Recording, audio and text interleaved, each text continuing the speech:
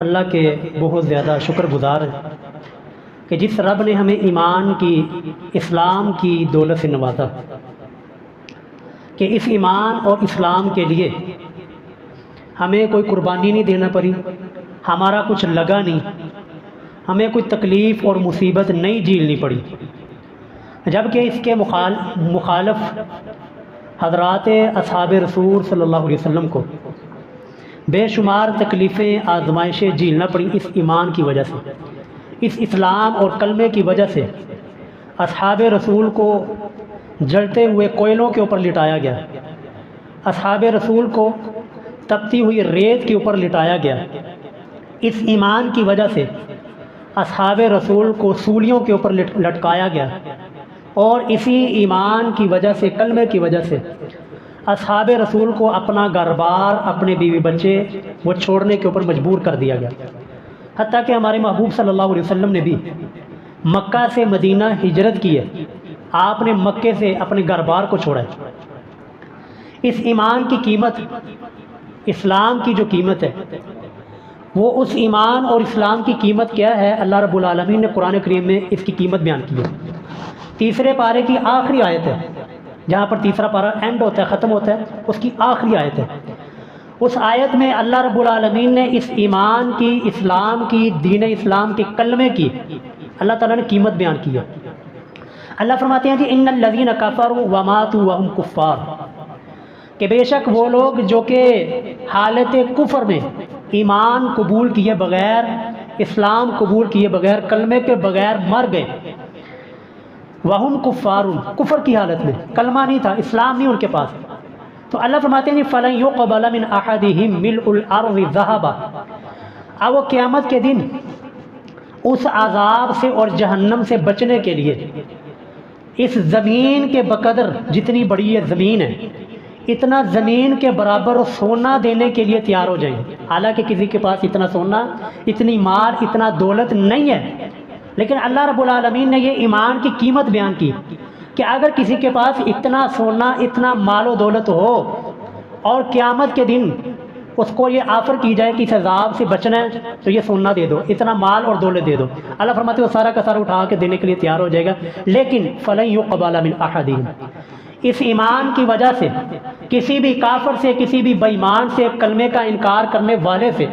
یہ اللہ تعالیٰ اتنا سونا، مال و دولت بھی قبول نہیں کرے گا۔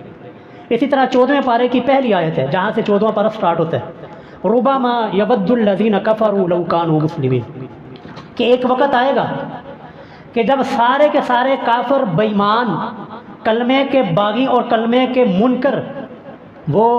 یہ سوچیں گے اور خواہش کریں گے، تمنا کریں گے کاش کہ ہم بھی مسلمان ہوتے، ہم نے بھی دنیا کے اندر کلمہ پڑھا ہوتا ہے، ہم بھی دنیا کے اندر مسلمانوں کی زندگی گزاری ہوتی تو آج ہمیں بھی اس جہنم سے نکال دیا جاتا، کبھی محبوب کی شفاعت کی وجہ سے لوگ جہنم سے نکل رہے ہوں گے، اور کبھی اب گناہوں کی سزا بھگت کر مسلمان جو ہوگا نا ایک نہ ایک دن وہ جہنم سے ضرور نکل جائے گا۔ تو جو کفار ہو گئے، جنہوں نے کلمے کا انکار کیا، کلمے کو نہیں مانا، وہ قیامت والے دن ایک وقت لازمی ایسا آئے گا، وہ خواہش کریں گے لو کانوا مسلمین، کہ کاش ہم نے بھی دنیا کے اندر کلمہ پڑھا ہوتا۔ لیکن آپ نے وہ جملہ سنا ہوگا، مال مفت دل بے رحم، کہ جو چیز انسان کو مفت ملتی ہے نا، جس کے اوپر انسان کی قربانی، کوئی مال دولت کچھ نہیں لگتا، انسان اس چیز کی قدر کوئی نہیں کرتا، کیونکہ ہمیں یہ کلمہ ماں کی گود میں مل گیا، کوئی ہمارا پیسہ، کوئی ہمارا مال، کوئی دولت، ہمیں کوئی قربانی نہیں دینی پڑی، ہمارا کچھ لگا ہی نہیں اسی کلمے کے لیے، ماں کی گود کے اندر ہمیں اسلام مل گیا، کلمہ مل گیا، اسی وجہ سے ہمیں اس کلمے کی اور اس اسلام کی، دین اسلام کی ہمیں قدر ہی نہیں ہے، ہم اس کلمے کی قدر ہی نہیں کرتے۔ کیوں نہیں قدر کرتے اس کلمے کی قدر؟ وہ حضرت بلال حبشی سے پوچھیے کہ جس نے اس دین کی وجہ سے، اس کلمے کی وجہ سے اپنے آپ کو تپتی ہوئی ریت کے اوپر لٹایا۔ عزیزوں، اگر اس کلمے کی قدر پوچھنی ہے تو حضرت خبیب رضی اللہ تعالیٰ عنہ سے پوچھیے، جنہوں نے اس کلمے کی وجہ سے اپنے آپ کو سولی کے اوپر لٹکا لیا۔ کلمہ کی اور کوئی جرم تو نہیں تھا،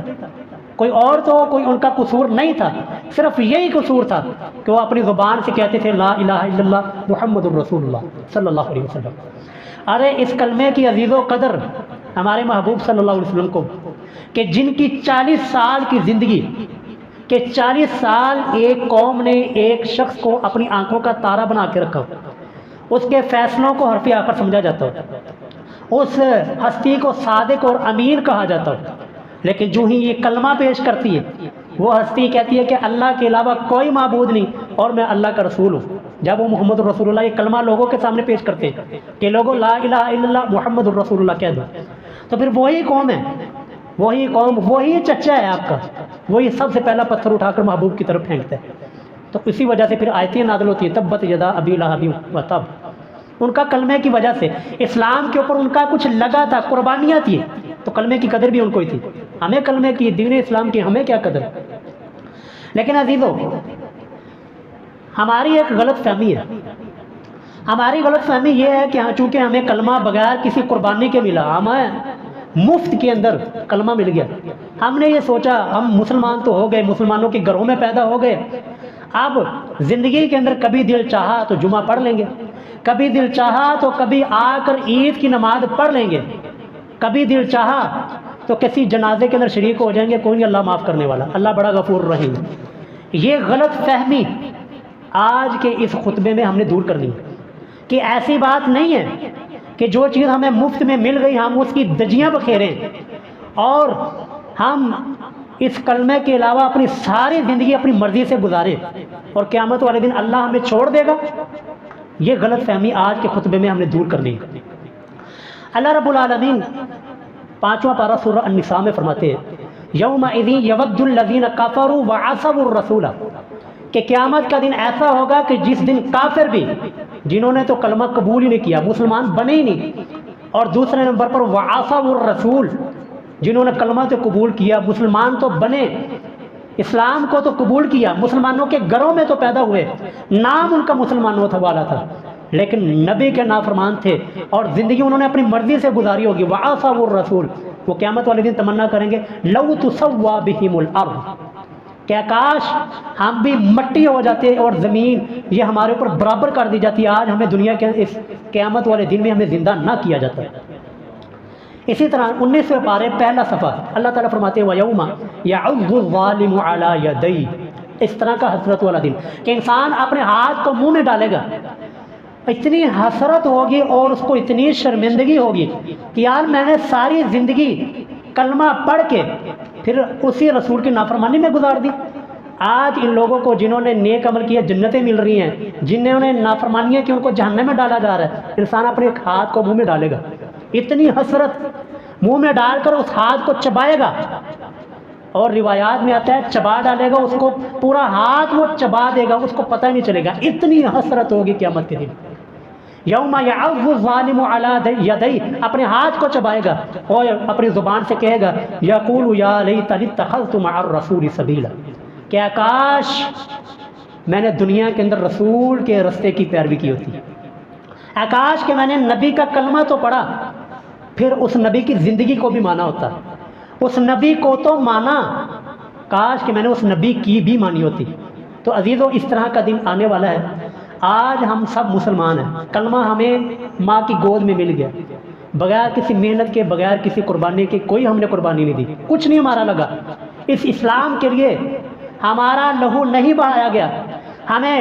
تپتی ہوئی ریت کے اوپر نہیں لٹایا گیا، اس کلمے کی وجہ سے ہمیں سولی کے اوپر نہیں لٹکایا گیا، ہمارا کچھ نہیں لگا۔ لیکن جو ہمارے ذہن کے اندر غلط فہمی آ گئی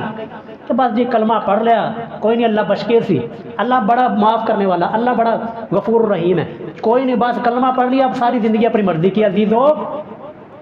کبھی آپ نے نہیں سوچا کہ اگر صرف کلمہ پڑھنے سے ہی نجات ملتی، ابو جہل کیوں کلمے کے بغیر مر گیا؟ یہ ابو لہب کیوں مر گیا؟ کیوں قرآن کریم کی آیات نازل ہوگی تبت یدا ابی لہب وتب؟ اگر ابو جہل کو یہ بتایا جاتا کہ ابو جہل کلمہ پڑھ لا، صرف لا الہ الا اللہ محمد الرسول اللہ، باقی ساری زندگی اپنی مرضی کی گزار، تو یہ سودا سستا تھا، مہنگا تھا، کلمہ ہی پڑھنا تھا نا۔ ابو جہل بھی پڑھ دیتا، ابو لہب بھی پڑھ دیتا، لیکن ان ظالموں کو بھی پتا تھا کہ اگر کلمہ پڑھ لیا، اپنی زبان سے لا الہ الا اللہ کہہ دیا، مطلب یہ کہ اپنی زندگی اٹھا کر محبوب کے قدموں میں ڈال دی، پھر زندگی اپنی مرضی کی نہیں چلے گی، پھر پھر اپنی خواہش، اپنی تمنا، اپنی خوشی نہیں چلے گی، پھر وہ چلے گا جو محمد الرسول اللہ کہے گا، پھر وہ کرنا پڑے گا جس چیز کا محمد الرسول اللہ حکم دیں گے، اور اس چیز سے رکنا ہوگا جس چیز سے محبوب صلی اللہ علیہ وسلم رکیں گے۔ یہ سینس ان لوگوں کے ذہنوں میں بھی تھا۔ تو عزیزو، اسی غلط فہمی کو دور کرنے کے لیے کہ کلمہ پڑھ لیا باقی ساری زندگی اپنی مرضی کو گزارو، ایک قرآن کریم کی آیت سورہ التوبہ پارہ نمبر 10 آیت نمبر 24، بڑی مشہور آیت ہے۔ اس میں اللہ تعالیٰ فرماتے ہیں، یہ خاص اللہ نے، یہ کافروں کے لیے آیت نہیں ہے، کہیں آپ یہ نہ سمجھے یہ آیت جو میں پڑھنے لگا ہوں یہ مودی کے بارے میں ہوگی یا کسی کافر کے بارے میں ہوگی، ہمارے لیے نہیں ہے، یہ مسلمانوں کے بارے میں، آپ کے لیے، آپ کے بارے میں، میرے بارے میں ہے کہ قیامت والے دن سے پہلے اللہ تعالیٰ نے ہمیں، جو قیامت والے دن ہونے والا ہے ہمارے ساتھ، مسلمانوں کے ساتھ، کلمہ پڑھ کے زندگی اپنی مرضی کی گزارنے والوں کے ساتھ، وہ اللہ تعالیٰ نے ہمیں پہلے ہی بتا دیا۔ اللہ تعالیٰ نے اپنے محبوب صلی اللہ علیہ وسلم کی زبانی اعلان فرما دیا کہ محبوب صلی اللہ علیہ وسلم آپ ان لوگوں کو، اپنی امت والوں کو یہ اعلان فرما دے، ان کو بتا دے، قل، اے نبی صلی اللہ علیہ وسلم آپ فرما دیجئے، ان کان آباؤکم وابناؤکم وإخوانكم وأزواجكم وعشيرتكم وأموال اقترفتموها وتجارة تخشون كسادها ومساكن ترضونها أحب إليكم من الله ورسوله وجهاد في سبيله فتربصوا، کہ اگر یہ 8 چیزیں جن میں انسان کے خونی رشتے بھی ہیں، جس کے اندر 8 انسان کی محبوب ترین چیزیں جن کے لیے انسان ساری زندگی ان کے لیے گزار دیتا ہے، وہ 8 چیزیں ان کی انشاءاللہ میں تشریح بھی عرض کرتا ہوں۔ اللہ فرماتے ہیں اگر یہ 8 چیزیں تمہیں اللہ اور اس کے رسول سے بڑھ کے عزیز ہے، اور تم یہ سمجھو کہ کوئی نہیں اللہ معاف کر دے گا، کوئی نہیں اللہ بڑا غفور رحیم ہے، رب فرماتے ہیں چھڑ دے غفور رحیم ہونا، تو انتظار کر۔ تو آئیے جی ایک ایک لفظ کو آپ ذرا توجہ سے سمجھیے گا۔ اللہ تعالیٰ نے پہلے نمبر پر فرمایا ان کان آباؤکم، اگر تمہارے آباء و اجداد، تمہارے والدین، وہ تمہیں اللہ اور اس کے رسول سے بڑھ کے عزیز ہوں، مطلب کہ ایک طرف توجہ میری طرف، ایک طرف اللہ کا اور اس کے رسول کا حکم ہو، اور ایک طرف آپ کے ماں باپ کا حکم ہو، آپ نے اللہ اور اس کے رسول کے حکم کو چھوڑ کر اپنے ماں باپ کے حکم کی پیروی کی، اور پھر آپ نے سوچا کوئی نہیں اللہ بڑا غفور رحیم ہے، اللہ فرماتے ہیں تو انتظار کر، فتربصوا حتی یأتی اللہ بامرہ۔ اب ایک طرف حکم ہے کہ لوگوں، رسول اللہ صلی اللہ علیہ وسلم نے ارشاد فرمایا کہ داڑھی ان مومن کی، مرد کی زینت ہے، داڑھی کو بڑھاؤ، مونچھوں کو کتراؤ، اور ایک طرف ماں کھڑی ہو جاتی ہے، ماں کہتی ہے اگر تو داڑھی رکھی تو میں تمہیں اپنا دودھ نہیں بخشاں گی۔ ایسا ہوتا ہے کہ نہیں ہمارے معاشرے میں؟ رسول کیا فرماتے ہیں داڑھی رکھو، ماں کیا کہتی ہے داڑھی رکھی تو میں تجھے اپنا دودھ نہیں بخشوں گی۔ اب ایک نوجوان کہتا ہے کہ یار اگر میں نے داڑھی رکھی تو میری ماں ناراض ہوگی، لہذا کوئی نہیں داڑھی منڈواؤ، اور کوئی نہیں اللہ بچکے سی، اللہ معاف کر دے سی، اللہ بڑا غفور رحیم ہے۔ اور اللہ سے بھی پوچھ لیں اللہ اس بارے میں آپ کو کیا کہتا ہے۔ رب تو کہتا ہے کہ اگر اللہ اور رسول کا حکم ایک طرف ہوا، آپ کے ماں باپ کا حکم ایک طرف ہوا، تم نے اللہ اور اس کے رسول کے حکم کو چھوڑ کر اپنے ماں باپ کا حکم کو مانا، تو فتربصوا، پھر اللہ کے عذاب کا انتظار کر۔ اور آپ سمجھتے ہیں کہ کوئی نہیں اللہ معاف کر دیتا، رب تو کہہ رہا ہے انتظار کرو۔ اسی طرح کسی نوجوان کو ہم کہیں کہ یار سنت کے مطابق نماز ادا کیا کرو، نماز کا طریقہ صحیح بخاری اور صحیح مسلم میں یہ طریقہ ہے، آگے سے وہ نوجوان کہیں نہیں یہ میرا ابا نہیں مانتا، میرا والد، میرا دادا، میرا پردادا وہ تو اس طریقے سے نماز پڑھتا رہتا۔ اور یار ایک طرف نبی کا حکم ہو، ایک طرف اللہ کا حکم ہو، اس اللہ اور اس کے رسول کے حکم کو چھوڑ کر اپنے آباء و اجداد کے حکم کو مان کر آپ یہ ذہن رکھیں، آپ کا یہ ذہن ہو کوئی نہیں اللہ معاف کر دیتا، کوئی نہیں اللہ چھوڑ دیتی، نہ سر نہ۔ اللہ فرماتے ہیں فتربصوا، جب تم نے اللہ اور اس کے رسول کو حکم کو چھوڑ کر ترجیح دی ہے اپنے ماں باپ کے حکم کو، تو پھر انتظار کرو حتی یأتی اللہ بامرہ، یہاں تک کہ اللہ تعالیٰ کا عذاب تمہارے اوپر آ جائے۔ آئیے جی دوسری چیز، اب آباؤکم، باپ والدین کی تشریح میں نے آپ کے سامنے کر دی۔ اسی طرح ابناؤکم، اللہ فرماتے ہیں اگر تمہاری اولاد، تمہارے بیٹے، وہ اللہ اور اس کے رسول سے بڑھ کر تمہیں عزیز ہوں، اور تم نے ایک طرف اللہ اور اس کے رسول کا حکم تھا، دوسری طرف تمہارے بیٹے یا بیٹیاں تھیں، تم نے اللہ اور اس کے رسول کو حکم کو چھوڑ کر بیٹے اور بیٹیوں کی پیروی کی، ان کے پیچھے چلے گئے، تو پھر فتربصوا، انتظار کرنا تم حتی یأتی اللہ بامرہ، یہاں تک کہ اللہ تعالیٰ کا حکم آ جائے۔ مثلا آدمی سے کہا جائے جی نماز پڑھیں، اور جی نماز کا کی ٹائم لگتا ہے، بچوں کے لیے کمانا بھی ہوتا ہے، بچوں کے لیے ہم نے کھانے کا بندوبست بھی کرنا ہوتا ہے. یار یہ جملے کہہ کر، یہ سوچ رکھ کر کہ جی ہم نے اولاد کو بھی دیکھنا ہے، بیٹوں کو بھی ٹائم دینا ہے، بچوں کے ساتھ کھیلنا بھی ہوتا ہے، اور جن نماز کا ٹائم ہی نہیں لگتا. اب ایک طرف رب کا حکم ہے، ایک طرف آپ کے بیٹے آ گئے. آپ اپنے بیٹوں کے ساتھ ٹائم گزار کر، نماز کا ٹائم ضائع کر کے آپ یہ سمجھے کوئی نہیں اللہ معاف کر دے گا. نہ سر، نہ نہ. اللہ تو فرماتے ہیں فتربصوا، اللہ کے حکم کو توڑ کر، اللہ کے حکم کو چھوڑ کر تمہیں اپنے بیٹے عزیز ہیں اور تم یہ سمجھو کوئی نہیں اللہ معاف کر دے گا. فتربصوا حتی یأتی اللہ بامرہ، انتظار کرو یہاں تک کہ اللہ کا حکم یعنی کہ اللہ کا عذاب تمہارے اوپر آ جائے. آج کہا جائے جی اپنی بیٹیوں کو پردہ کروائیں، بیٹیاں آپ کی جوان ہو جی کیا کریں جی، معاشرے کے ساتھ چلنا پڑتا ہے. بیٹیاں مانتی نہیں، ہماری اس کالج میں پڑھتی ہیں جہاں پر پردہ کرنے کے اوپر پابندی ہے. یار اللہ اور اس کے رسول کا حکم ایک طرف، آپ نے اپنی اولاد کو ترجیح دی اور آپ یہ سمجھے کوئی نہیں اللہ چھوڑ دیتی، اللہ معاف کر دیتی. نہ سر. فتربصوا، سورۃ توبہ آیت نمبر 24، گھر جا کے خود ترجمے کے ساتھ پڑھیے گا، آپ کی آنکھیں کھل جائیں گی، آپ کو پتہ چلے گا کہ رب العالمین کا تعارف کیا ہے. یہ نہیں ہے کہ اللہ نے دیکھ لیا جی آپ نے کلمہ پڑھ لیا تو آپ کو چھوڑ دے گا. نہ، اگر آپ نے اللہ اور اس کے رسول کے حکم کے اوپر اپنے بیٹوں کو، اپنی بیٹیوں کو ترجیح دی تو پھر فتربصوا حتی یأتی اللہ بامرہ، یہ اللہ کا اعلان ہے. تو پھر انتظار کرنا اللہ کے اس عذاب کا. تیسرے نمبر پر جی وَإِخْوَانُكُمْ، تمہارے بھائی. آج ہمارے معاشرہ کیا کرتا ہے؟ ہمارا معاشرہ یہ کرتا ہے کہ بھائی سارے کے سارے مل کر وہ والد کی چھوڑی ہوئی جائیداد کے اوپر قبضہ کرتے ہیں، بہنوں کو وراثت کے حق سے محروم کر دیتے ہیں. بہن اگر آ کر وراثت کا حق مانگ رہے وہ تو کتنی بے شرم ہے، بھائیوں سے وراثت مانگتی ہے، یا پرا رکھ یا جائیداد رکھ. ایسے ہوتا نہیں کہ ہمارے معاشرے میں یہی کہا جاتا ہے یا تو بھائی کو منتخب کر لے، یا تو بھائی رکھ یا پھر جائیداد رکھ. اور عزیزو، آپ نے بھائیوں کو ترجیح دیتے ہوئے اللہ اور اس کے رسول کے حکم کو توڑا اور یہ سمجھا کوئی نہیں اللہ بڑا غفور الرحیم ہے، اللہ معاف کر دیتی. نہ سر، نہ نہ. اللہ تو فرمائیں اپنی بیٹیوں کو، اپنی بہنوں کو حق دو. رسول بھی فرمائیں کہ والد کے جانے کے بعد بھائیوں کے اوپر یہ حق ہے کہ وہ اپنی بہنوں کو وراثت میں سے حصہ دے. لیکن آپ کہیں نہیں جی بہنوں کا حق کھا کے، بہنوں کا حق کھا کر یہ سمجھے کوئی نہیں اللہ بڑا غفور الرحیم ہے. نہ، اللہ کیا فرماتے ہیں فتربصوا حتی یأتی اللہ بامرہ، بہنوں کا حق کھا کر تم یہ سمجھو فتربصوا، ان قریب انتظار کرو یہاں تک کہ اللہ تعالیٰ کا عذاب تمہارے اوپر آ جائے. تو اللہ تعالیٰ کو جی سیریس لینے کی ضرورت ہے. ہمیں اپنی زندگی سے اللہ تعالیٰ کو نعوذ باللہ نکالا ہوا ہے. ہم نے کبھی سوچا ہی نہیں ہے کہ یہ جو عمل ہم کر رہے ہیں، یہ زندگی جس طرح ہم گزار رہے ہیں کوئی ہم سے پوچھنے والا بھی ہے. ہاں جی پوچھے گا اللہ. آئیے جی پانچویں نمبر پر، چوتھے نمبر پر، پہلے نمبر تھے آباء و اجداد، دوسرے نمبر پر بیٹے بیٹیاں، تیسرے نمبر پر بھائی، اور چوتھے نمبر پر جی ازواجکم، تمہاری بیویاں. کہ ایک طرف اللہ اور اس کے رسول کا حکم تھا، ایک طرف بیوی آ گئی. تم نے اگر اللہ اور اس کے رسول کے حکم کو توڑ کر، اللہ اور اس کے رسول کو حکم کو چھوڑ کر اپنی بیوی کی بات کو ترجیح دی تو پھر فتربصوا حتی یأتی اللہ بامرہ. مثلا جی ہم کہتے ہیں جی داڑھی رکھو اور جی بیوی نہیں مانتی، بیوی کہتی ہے کہ مجھے داڑھی والا مرد، داڑھی والا خامد اچھا ہی نہیں لگتا. اب ایک طرف اللہ اور اس کے رسول کا حکم ہے، ایک طرف بیوی آ گئی. تم نے اللہ اور اس کے رسول کے حکم کو توڑ کر، چھوڑ کر اپنی بیوی کی بات کو مانا اور پھر آپ یہ سمجھے کوئی نہیں اللہ بڑا غفور رحیم ہے، اللہ بڑا معاف کرنے والا، چھاڑ دیتی اللہ. نہ سر، نہ.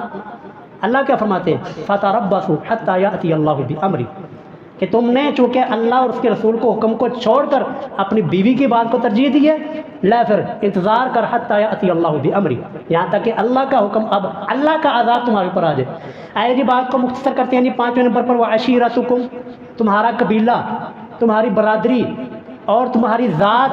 اگر یہ اللہ اور اس کے رسول سے بڑھ کر تمہیں پیاری ہے، اللہ اور اس کے رسول سے بڑھ کر تمہیں عزیز ہے تو پھر انتظار کرنا. کیسے جی؟ مثلا ہمارے کئی کیس ہمارے سامنے اس طرح ہیں کہ کہا جاتا ہے جی میری بیٹی کے لیے فلاں ذات کے اندر ایک بہت ہی اچھا رشتہ ہے،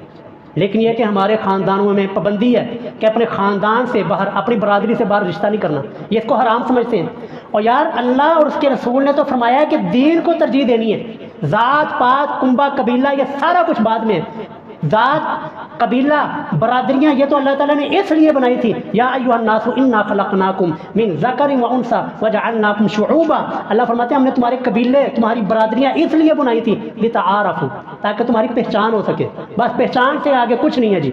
یہاں پر برادریوں کو لے کر بچیوں کی زندگی تباہ کر دی جاتی ہے، بچوں کی زندگی تباہ کر دی جاتی ہے۔ قرآن اور حدیث نے تو ہمیں بتایا کفر کو دیکھ کر شادی کرنی ہے، یہاں پر کیا جی، اور جی کیا کریں جی، ہمارا قبیلہ، برادری، یہ اس کو بھی راضی رکھنا پڑتا ہے۔ جب ہم کہتے ہیں کہ یہ فوت ہونے کے بعد آگے یہ ساری جو رسم و رواج ہے، یہ آپ کے زمانے کے جو کل شریف، ساتہ شریف، فلاں شریف، یہ کوئی قرآن و سنت سے ثابت نہیں ہے، تو آگے سے لوگ کیا کہتے ہیں، اور جی برادری کو بھی راضی رکھنا پڑتا ہے، قبیلے کو بھی راضی رکھنا پڑتا ہے۔ یار ایک طرف قرآن کا حکم ہو، رسول کا حکم ہو، نبی کا حکم ہو،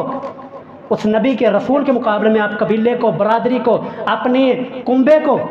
آپ ترجیح دے دیں، اور آپ یہ سوچیں کوئی نہیں اللہ بڑا غفور رحیم ہے، کوئی نہیں اللہ چھوڑ دینے والا ہے، اللہ بڑا معاف کرنے والا، نا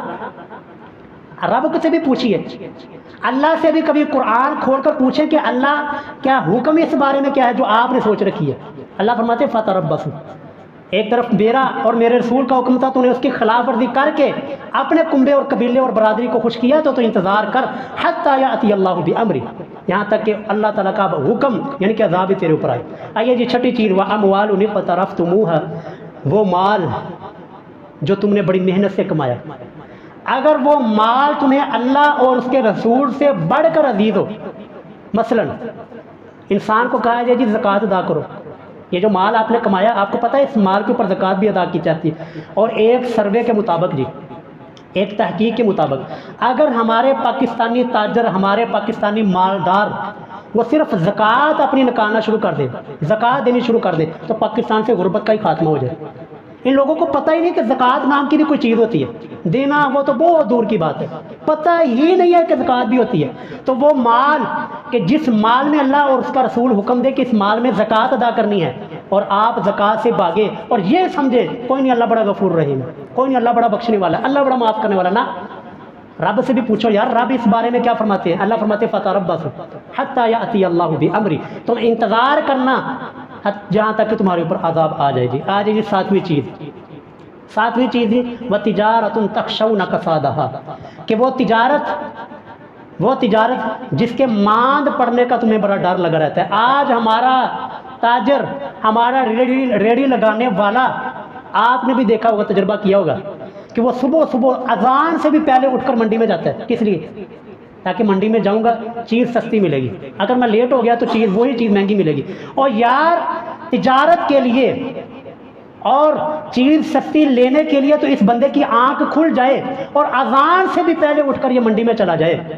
لیکن وہی بندے کو اگر آپ کہیں یار فجر کی نماز نہیں آپ پڑھتے، آپ نماز کے لیے نہیں آتے، اور یہ آنکھ نہیں کھول دی، کیا کریں جی،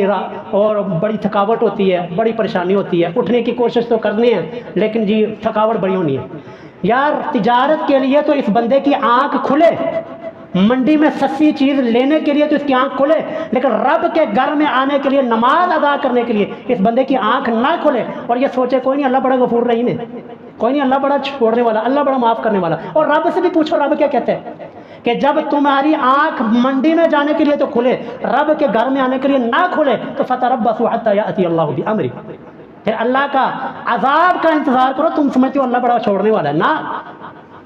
اللہ چھوڑے گا وہاں پر جب آپ اللہ کی مانیں گے اور اللہ کے حکموں کو پورا کریں گے، پھر جو کمی کوتاہی ہوگی توبہ کریں گے تو اللہ چھوڑنے والا ہے، ورنہ اللہ ان باغیوں کے لیے اللہ کا نرم رویہ کوئی نہیں ہے جی۔ آگے آ جائیے 8ویں اور آخری چیز، ومساکن ترضونها، وہ رہائش گاہیں اور وہ محلات جس کے اندر تم رہتے ہو۔ کئی ایسے دنیا کے اندر لوگ آپ کو ملیں گے جنہوں نے قبضے کی زمین کے اوپر اپنے گھر بنائے ہوئے ہیں، زمین قبضے میں لی، بہن کا وراثت کھائی، قبضہ کیا، یا کسی اور کی جائیداد کے اوپر قبضہ کر کے وہ گھر بنا کر بیٹھا ہوا ہے۔ اس کو کہا جائے کہ بھائی یہ معاملہ بہت خراب ہے،